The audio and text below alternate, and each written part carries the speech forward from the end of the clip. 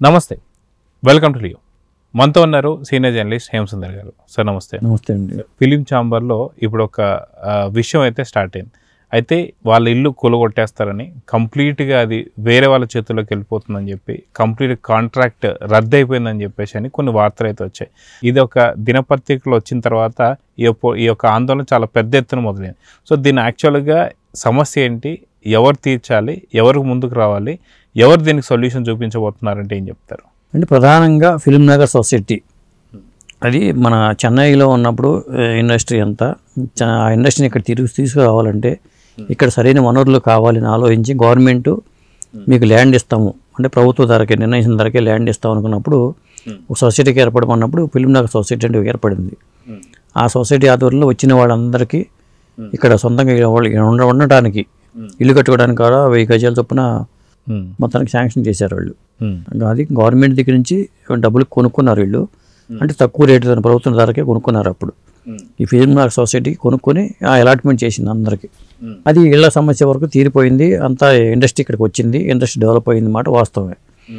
కాకపోతే 1 ఎకరం నేల మాత్రం మనకు ఇప్పుడు ఫిలిం ఛాంబర్ బిల్డింగ్ ఉంది కదా ఇక్కడ, ఈ 2 ఫ్లోర్లు 3 ఫ్లోర్లు ఉంటుంది బిల్డింగ్.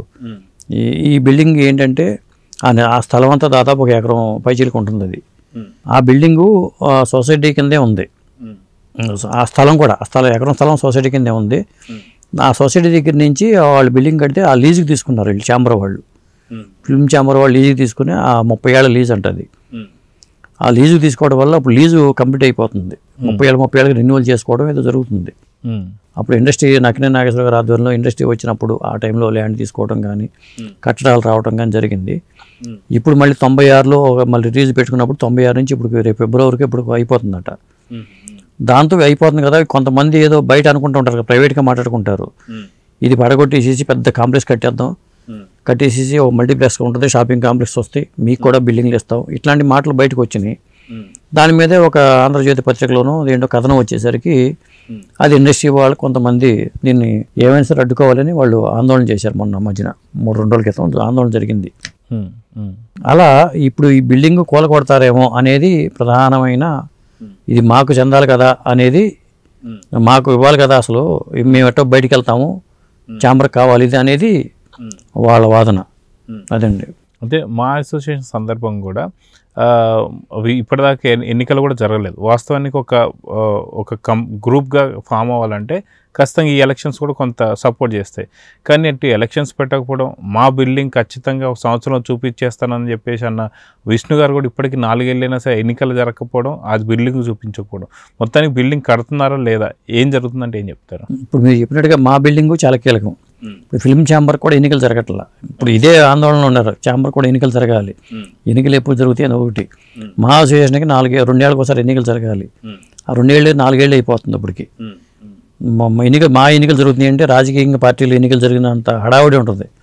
అలాంటిది 4 ఏళ్ళుగా కామ్గా ఉన్నారు. మరి మా అసోసియేషన్ బిల్డింగ్ కడతానన్న విష్ణు గారు మరి ఆ హామీ ఏమైందో తెలియదు. వాళ్ళు జనరల్ బాడీలు పెట్టుకోవాలి, వాళ్ళు జనరల్ బాడీలు కూడా పెట్టుకుంటున్నట్టు లేరు. ఆ అసోసియేషన్ కూడా యాక్టివిటీస్ కూడా ఏమీ కనపట్టలేదు. అదొక అంశం. ఇప్పుడు వాళ్ళు అనేది ఏంటంటే, ఇప్పుడు అసలు ఫిల్మ్ నగర్ సొసైటీలో ఉన్న వాళ్ళు సినిమా పెద్దలే, ఇక్కడ ఉన్న ఛాంబర్లో పెద్దలు కూడా వాళ్ళే. ఇప్పుడు వాళ్ళలో 2 వర్గాలుగా ఇది అనిపిస్తుంది. ఎందుకంటే ఫిల్మ్ నగర్ సొసైటీకి ఏమో ప్రెసిడెంట్గా ఆదిశేషగిరి గారు ఉన్నారు, మరి దాంట్లో కాజా సూర్యనారాయణ గారు జనరల్ సెక్రటరీగా ఉన్నారు.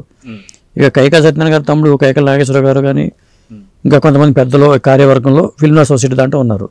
ఇక్కడ ఛాంబర్కి వచ్చేసరికి మరి ఛాంబర్ పెద్దలు సినిమా ఇండస్ట్రీ వాళ్ళే. ఇప్పుడు అది వీళ్ళేమో ఏమంటారంటే, ముందు ఈ ఎన్నికల విషయం, మా ఎన్నికల విషయం మనం తర్వాత ప్రస్తావిద్దాం. ఈ బిల్డింగ్ విషయానికి వచ్చేసరికి వీళ్ళు అక్కడ పెద్ద తప్పు ఏం చేశారంటే, నాకు తెలిసి అప్పుడు సొసైటీకి ల్యాండ్ ఇచ్చినప్పుడు ఆ ల్యాండ్ని ఛాంబర్ కింద తీసుకుని ఉంటే బాగుండేది.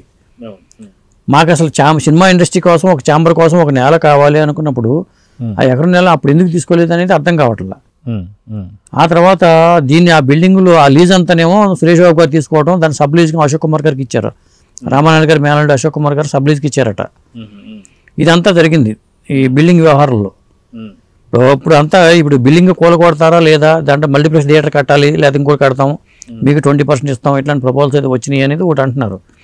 ఇటు పక్కన ఈ ఫిల్మ్ సొసైటీ వాళ్ళతో మాట్లాడితే ఏమన్నారంటే, అసలు మాకు ఇంతవరకు అసలు అది దాని గురించి ప్రస్తావన లేదు. అగ్రిమెంట్ అయిపోవస్తుంది, అది జనరల్ బాడీలు పెట్టుకోవాలి, జనరల్ బాడీలు నిర్ణయం తీసుకోవాలి. జనరల్ బాడీ నిర్ణయం తీసుకోవాలన్నా కానీ ఇక్కడ జరగాలి కదా, ముందు ఏకాభిప్రాయం జరగాలి కదా, అసలు ఎట్లా పడగొట్టేస్తాం అని చెప్పి అటు పక్క నుంచి వెర్షన్ వస్తుంది.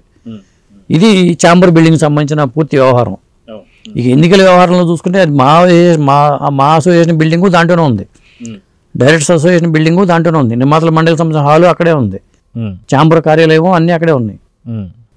ఇదంతా ఆ బిల్డింగ్ వాళ్ళకి సొంతంగా లేకపోవడం అనేది పెద్ద సమస్య. ఇప్పుడు దాకా లీజు అట్లోనే ఉన్నాయి. ఇంత కోట్లు సంపాదించుకుంటున్నారు ఆర్టిస్టులు. మరి వీళ్ళు ఒక ఛాంబర్కి అసలు ఇచ్చి ఉంటే ఛాంబర్ తరపుని అప్పుడే ఒక ఫండ్ రైజింగ్ చేసుకుంటే పెద్ద పెద్ద హీరోలు వాళ్ళందరూ తల కాస్త ఫండ్ ఇచ్చుకుంటే సొంత బిల్డింగ్ ప్రమాణంగా లేచిపోయేది. ఎవరికి వాళ్ళకి మా సొంత బిల్డింగ్ ఉంటుంది కదా. ఇంతంత పెద్ద పెద్ద హీరోలు ఉన్నప్పుడు మోహన్ బాబు గారు, మా విష్ణు గారు అనుకున్నాం, వాళ్ళ నాన్నగారు మోహన్ బాబు గారు ఉన్నారు, మురళీమోహన్ గారు ఉన్నారు, పెద్దలుగా మరి చిరంజీవి గారు ఉన్నారు, ఇట్లా బాలకృష్ణ గారు, నాగార్జున, వీళ్ళందరూ తలో చేస్తే ఎంతసేపు అసలు బిల్డింగ్ కట్టుకోవటం. వీళ్ళు మా అసోసియేషన్ బిల్డింగ్ అయినా, డైరెక్టర్స్ అసోసియేషన్ అంటే ఇప్పుడు ఇంకా వీక్, ఆర్టిస్టులకి డబ్బులే బోల్డ్ ఉంటాయి కదా, ఆ ఫండింగే బోల్డ్ ఉంది వాళ్ళ దగ్గర. డైరెక్టర్స్ అసోసియేషన్ అంటే డైరెక్టర్లు కూడా వాళ్ళు తలుచుకుంటే వాళ్ళు ఎంతసేపు కట్టుకోవాలనుకున్నా, అంటే అసలు వాళ్ళ ఈ అసోసియేషన్ అన్ని రకరకాల చోట్ల నడుపుకోవటం, ఒక చోట లేవు. మళ్ళీ నేను ఒక విధంగా చెప్పాలంటే పెద్దలకు సంబంధించిన ఛాంబరు, చిన్న 24 క్రాఫ్ట్స్ వాళ్ళకి వాళ్ళు ఎక్కడికక్కడ వాళ్ళు పెట్టుకున్నారు. మరి వాళ్ళ పరిస్థితి ఏంటి? 24 క్రాఫ్ట్స్ వాళ్ళ పరిస్థితి ఏంటి? 24 క్రాఫ్ట్స్ వాళ్ళు అందరూ కలిపి మన సీఎం రేవంత్ రెడ్డి గారితో ఆ పోలీస్ గ్రౌండ్స్లో మీటింగ్ జరిగింది, కార్యక్రమం జరిగింది. అక్కడ మరి వాళ్ళ సమస్యలు వాళ్ళకు ఉంటాయి. ఈ 24 క్రాఫ్ట్లు వాళ్ళ సమస్యలు చాలా ఉంటాయి. మరి వాళ్ళకన్నా పెద్దవాళ్ళైన మూవీ ఆర్టిస్ట్ అసోసియేషన్ వాళ్ళు మరి విష్ణు గారి హామీలు ఏమైందో తెలియదు, వాళ్ళ ఎన్నిక అసలు ఏమైందో తెలియదు, ఆ 2 ఏళ్ళకి ఎందుకు జరగట్లేదు, 4 ఏళ్ళు అయిపోయినా అసలు ఎందుకు పెట్టుకోలేదు తెలియట్లేదు, ఎవరు మాట్లాడట్లేదు. ఇది చాలా ఇష్యూస్ ఉన్నాయండి ఇది మీద, ఒకటి కాదు. అయితే వాస్తవానికి సినీ ఇండస్ట్రీ అనగానే ఇప్పుడు ప్రస్తుతం అన్ని ఇండస్ట్రీలు కానీ, అంటే అటు బాలీవుడ్ కావచ్చు, అటు టాలీవుడ్ కావచ్చు, శాండల్వుడ్, ఏదైనా సరే అన్నిటికన్నా ఇప్పుడు అగ్రగణ్యంగా ఉంది మాత్రం ఖచ్చితంగా టాలీవుడ్డే. సో టాలీవుడ్ అనేది ఇంట గెలవకుండా రచ్చ గెలుస్తున్న సందర్భం మనం చూస్తూ వస్తున్నాం. సో ఇంట ఎప్పుడు గెలవబోతుందంటే ఏం చెప్తారు? అసలు గెలుస్తుందో లేదో కూడా అర్థం కావట్లేదండి. ఇప్పుడు ఏమవుతుందంటే మొన్న రాక అసలు నంది అవార్డులు ప్రస్తావన లేదు. ఇప్పుడు ఎట్లా గదర్ అవార్డు పేరు వీళ్ళు ఇచ్చారు, అక్కడ మళ్ళీ నంది అవార్డులు అక్కడ ఇవ్వాల్సిన అవసరం ఉంది. అక్కడ FDC చైర్మన్ పదవి ఇంకా భర్తీ కాల. ఒకవేళ ఇండస్ట్రీ అంతా అటు తీసుకెళ్ళిపోయే ప్రయత్నాలు జరగట్లేదు. కొంత ఇండస్ట్రీ ఇక్కడ పెట్టుకుని మరి ఏపీకి సపరేట్ రాష్ట్రం ఏర్పడిపోయినప్పుడు మళ్ళీ అక్కడ కూడా యాక్టివిటీస్ ఉన్నారు కదా, అక్కడ జరగాలి. జగన్మోహన్ రెడ్డి గారు ఉన్నప్పుడు అసలు దాన్ని పట్టించుకోలేదు. ఇప్పుడు వచ్చేసరికి కొద్ది కాలయాపన జరుగుతుంది. FDC పదవి భర్తీ అయిపోయి అదంతా అయితే అక్కడ అది అవుతుంది. ఇక్కడ ఈ మా అసోసియేషన్ ఎన్నికల్లో వీళ్ళకి ఏంటంటే ఇన్సూరెన్స్లు కట్టుకోవటాలు, కొంతమందికి పింఛన్ ఇవ్వటాలు, వృద్ధ ఆర్టిస్టులకు పింఛన్లు ఇవ్వటాలు అంతవరకు జరుగుతున్నాయి యాక్టివిటీస్. సొంత బిల్డింగ్లు అంటూ లేకపోవటం అనేది పెద్ద మరి కోట్లు వసూలు అవుతాయి అంటారు. మన తెల్లారులు అయితే వారం వచ్చేసరికి ఈ సినిమా ఇన్ని వందల కోట్లు కలెక్ట్ చేసింది, ఆ సినిమా అన్ని వందల కోట్లు కలెక్ట్ చేసింది అంటారు. ఇక్కడ చూసుకుంటేనేమో పొయ్యిలో పిల్లి లేవట్లా, బిల్డింగ్ లేదు వీళ్ళకి. మరి వీళ్ళు అడగట్లేదా, వాళ్ళు ఎందుకు అసలు ఎవరు పోటాట్లేదా? అంతమంది ఆర్టిస్టులు ఒక్కొక్కరు బిల్డింగ్ చూస్తే ప్యాలెస్లో ఉంటాయి. మరి ఇక్కడ చూసుకుంటే మా అసోసియేషన్కి, నా ఆర్టిస్టుల అసోసియేషన్ సొంత కార్యాలయం లేదు, సొంత బిల్డింగ్ లేదు. ఎన్నికల్లోనేమో హామీలు అయితే బాగా ఇచ్చేస్తున్నారు, చివరికి వచ్చేసరికి ఏమీ లేదు. అది ఇవన్నీ కొలిక్కి రావాలంటే ఇది ఎవరో పెద్దలు పూనుకోవాలి. పెద్ద మనిషి తరహా పాత్ర పోషించడానికి ఎవరు ముందుకు రావట్లా. ఛాంబర్ భవంతి వసతి పెద్దలు పూనుకుంటే, కనీసం ఒక వాళ్ళందరూ పూనుకుంటే, చిరంజీవి గారు లాంటి వాళ్ళు, పెద్ద పెద్ద హీరోలు అందరూ పూనుకుంటే అన్ని ఈజీగా పరిష్కారం అయిపోయే సమస్యలు ఇవి. బయట వాళ్ళ దగ్గరికి వెళ్ళక్కర్లా, మీరు పరిష్కారం చేయమని చెప్పి ముఖ్యమంత్రి గారి దగ్గరకో లేదా ఇంకోళ్ళ దగ్గరికి వెళ్ళక్కర్లా, వీళ్ళే పరిష్కారం చేసుకోవచ్చు. అది. సో చూద్దాం సార్, ఖచ్చితంగా ఏదైతే పెద్దరికంగా ముందుకు ఎవరు వస్తారు, మొత్తానికి సమస్యను ఎవరు పరిష్కరిస్తారు అనేది చూద్దాం. మరి నమస్తే. నమస్తే అండి.